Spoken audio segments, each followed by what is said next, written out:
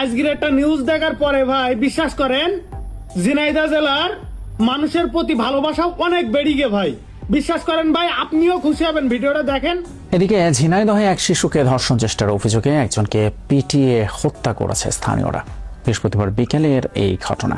নিহত বেল্লাল হোসেন পেশায় একজন রিকশা চালক। পুলিশ জানায় সদর উপজেলার ঝিনুকমালা আবাসনে 7 বছরের এক শিশুকে মিষ্টি কিনে দেওয়ার প্রলোভন দেখিয়ে রুমে নিয়ে ধর্ষণের চেষ্টা করে। এই সময় শিশুটির চিৎকারে স্বজন ও স্থানীয় লোকজন ছুটে গেলে বিল্লাল পালানোর চেষ্টা করে।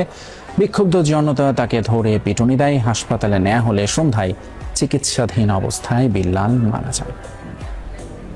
আলহামদুলিল্লাহ আলহামদুলিল্লাহ, এই কাজটা যারা করেছেন ভাই, তাদের যদি আমি সামনে পাতাম ভাই, বুকি জয় ধরতাম ভাই, বুকি জয় ধরতাম ভাই। বিশ্বাস করেন এত খুশি হয়েছি আমি।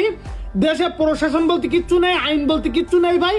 ঠিক এইভাবে বিচার করতে হবে ভাই। আপনাদের যে কি বলি ধন্যবাদ দেবো ভাই। ঝিনাইদহ মানুষের যদি সামনে পাতাম এই মুহূর্তে বুকি জয় ধরতাম ভাই। বিশ্বাস করেন এত খুশি হয়েছি আমি। ঝিনাইদহ জেলার মানুষের কাছ থেকে সব জেলার মানুষের শেখা উচিত, এইভাবে বিচার করতে হবে একদম। যেই